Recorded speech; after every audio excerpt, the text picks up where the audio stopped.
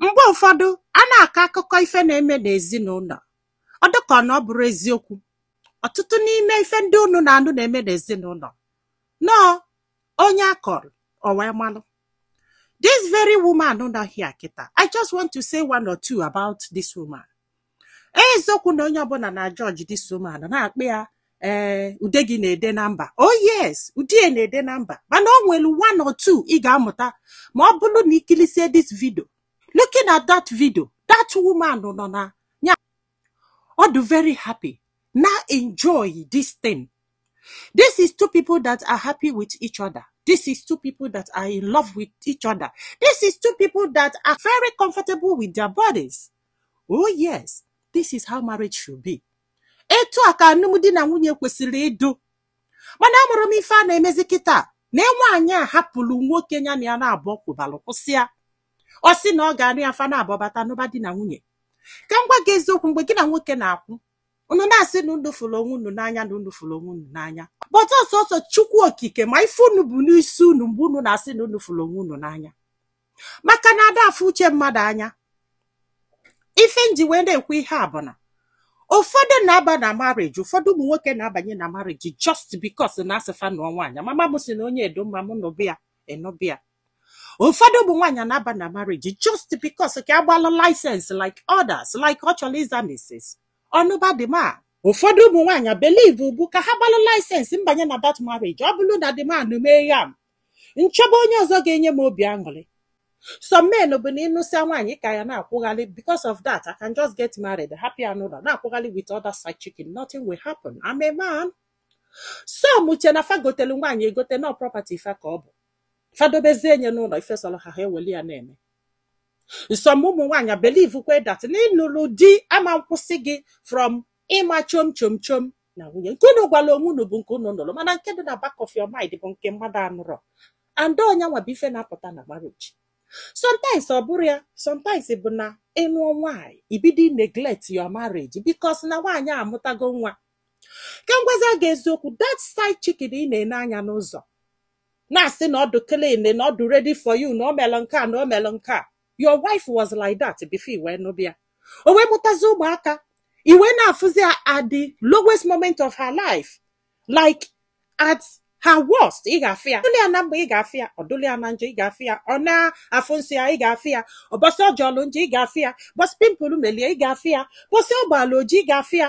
Because of that, if you go from A to Z, they are made in China. Makaya, odroze mma iji wee gwu egwu. Ịpụzi anezi je chọta side chicken.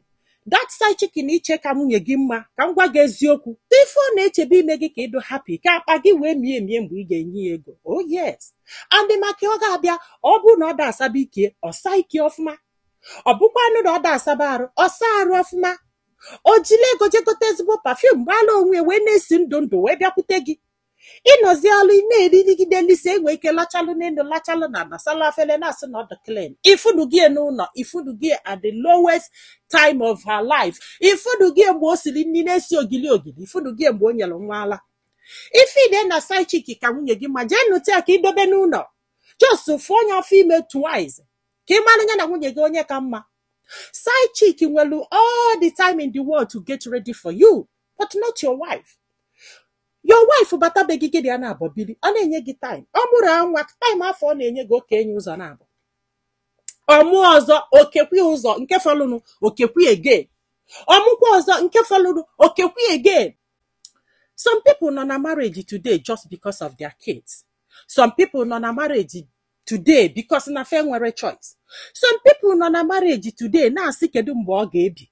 Some people nọ na marriage today na-akwado mgbe ha ga-apụ.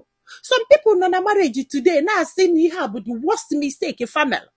Some people nọ na marriage today na-ekpelu each other ekpele ka ha nwụọ.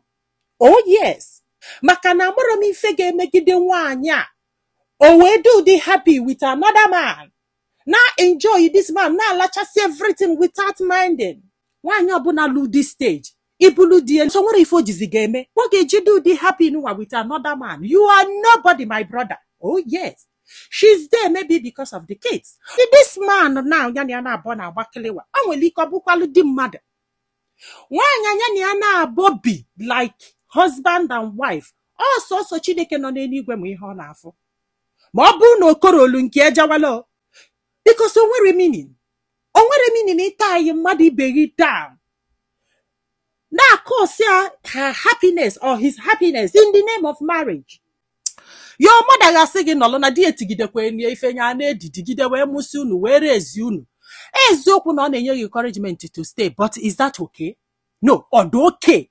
If our papa gị mere your mother, ọ dị okay. Is that what we should call marriage? No.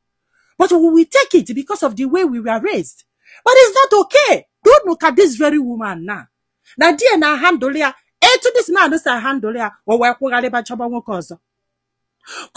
look at this man now. Now, when you na handle ya, to this woman, no see where handle ya. Or that is capital no. Man, still, it doesn't make it okay. I wish we can hear from this very woman and hear from the man. I wish they can open up and tell us the truth. Ijele nuzi wanya. Ichoba mama muse. Nanka adumma. Hapu wanya gini ana bobu. Soulmate. And they went for mama muse nanka adumma. Then no gibu wanya. Ike gina mada anaku. Onu na babulu soulmate. Iwane makani bega anusi godi. You jump into marriage. The next thing after highest 3-4 months. Unu na bia kwa libi bongi. Yes, unu na bia kwa libi bongi as ex. Mana etelu etelu seo. I am not applauding how. I am not applauding him. But marriage of nowadays is no longer marriage. It's managed. And if you can't manage, you walk. Because when you neglect your marriage, this kind of story we figure now. Onwere onye iche. Obalado anyị niile na-arụ. Anyị niile nwe veins.